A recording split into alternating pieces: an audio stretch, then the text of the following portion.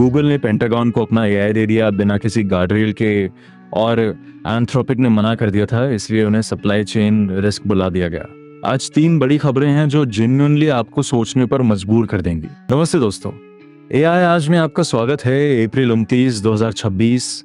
आज 3 बड़ी खबरें हैं। ओपन एआई और AWS का पार्टनरशिप, क्लाउड का क्रिएटिव सॉफ्टवेयर में एंट्री और गूगल का पेंटागन डील जो काफी कंट्रोवर्शियल है। चलो शुरू करते हैं। पहली खबर आई है ओपन एआई और AWS से, और ये एंटरप्राइज एआई के लिए बहुत बड़ी बात है।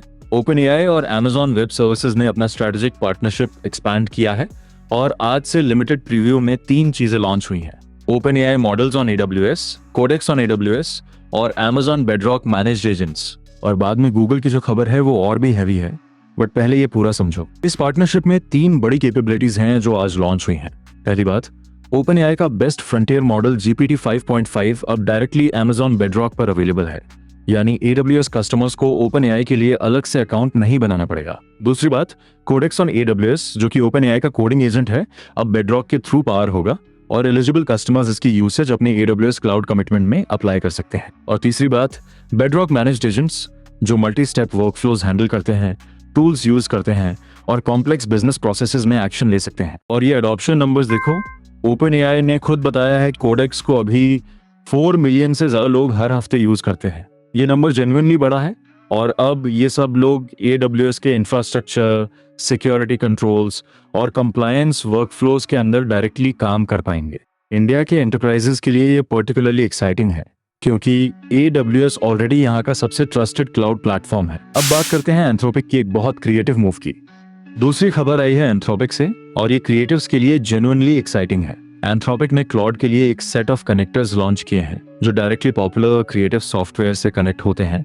Adobe creative cloud, affinity, blender, Ableton, Autodesk और भी एप्स। मतलब अब क्लाउड आपके फेवरेट डिजाइन टूल के अंदर बैठकर काम कर सकता है। देखो, ये कनेक्टर्स 2 अलग अलग तरीकों से काम करते हैं। कुछ ऐप्स में क्लाउड एक्टिव एक्शंस लेता है और कुछ में वो इंफॉर्मेशन सोर्स की तरह बिहेव करता है। लेफ्ट साइड पर अडोबी और ब्लेंडर को देखो।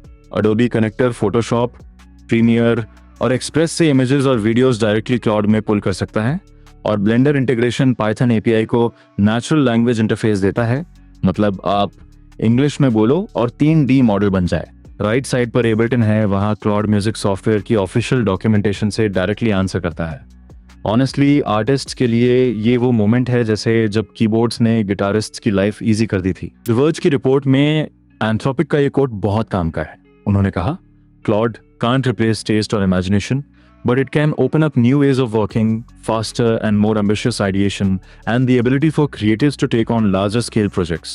और एक और इंटरेस्टिंग बात, एंथ्रोपिक अब ब्लेंडर डेवलपमेंट फंड का कॉर्पोरेट पेट्रन बन गया है, जिसका मतलब है वो हर साल कम से कम 240,000 यूरोस ब्लेंडर को देंगे। ये ओपन सोर्स कम्युनिटी के लिए बहुत बड़ा सिग्नल है। और अब सबसे कंट्रोवर्शियल खबर, जहां एथिक्स और बिजनेस डायरेक्टली आमने सामने आ गए। तीसरी और आज की सबसे हैवी खबर, गूगल ने US डिपार्टमेंट ऑफ डिफेंस को अपना AI एक्सेस दे दिया है क्लासिफाइड नेटवर्क्स के लिए, एसेंशियली सभी लॉफुल यूजर्स के लिए। और ये डील इसलिए हुई क्योंकि एंथ्रोपिक ने DoD को वही टर्म्स देने से मना कर दिया था। पेंटागन अनरिस्ट्रिक्टेड AI एक्सेस चाहता था और एंथ्रोपिक ने कहा नहीं। अब एंथ्रोपिक और DoD के बीच लॉसूट चल रहा है। अब ये टाइमलाइन देखो कि कितनी क्विकली ये सब हुआ। पहले एंथ्रोपिक ने DoD को गार्ड रेल्स के साथ ही डील देने की बात कही, स्पेसिफिकली डोमेस्टिक मास सर्वेलेंस और ऑटोनॉमस वेपन्स के लिए यूज नहीं होने देना था। इसके जवाब में पेंटागन ने एंथ्रोपिक को सप्लाई चेन रिस्क लेबल कर दिया, वो डेजिग्नेशन जो नॉर्मली फॉरेन एडवर्सरीज के लिए यूज होती है। फिर ओपन एआई ने इमीडिएटली डील साइन किया, फिर XAI ने और अब गूगल ने भी। और ये तीनों कंपनीज बेसिकली एंथ्रोपिक की जगह पेंटागन का कॉन्ट्रैक्ट ले रही हैं। और गूगल के अंदर भी ये डिसीजन यूनानिमस नहीं था। वॉल स्ट्रीट जर्नल की रिपोर्ट के मुताबिक गूगल के 950 एम्प्लॉइज ने एक ओपन लेटर साइन किया है जिसमें उन्होंने कंपनी से कहा था कि वो एंथ्रोपिक की तरह गार्ड रेल्स के बिना DoD को AI मत दो। लेकिन गूगल ने वो लेटर इग्नोर किया और डील आगे बढ़ा दी।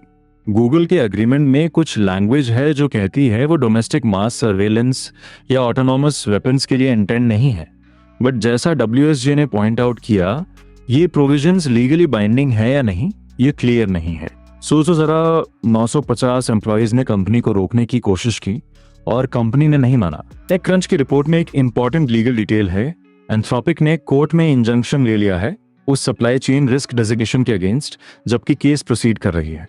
मतलब एंथ्रोपिक लीगली फाइट कर रहा है और उन्हें कोर्ट से टेम्पररी रिलीफ भी मिली है।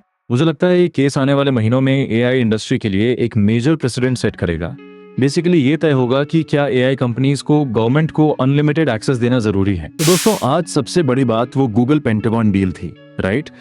950 एम्प्लॉयज ने मना किया, एंथ्रोपिक लॉसूट में है और गूगल ने फिर भी डील साइन कर ली।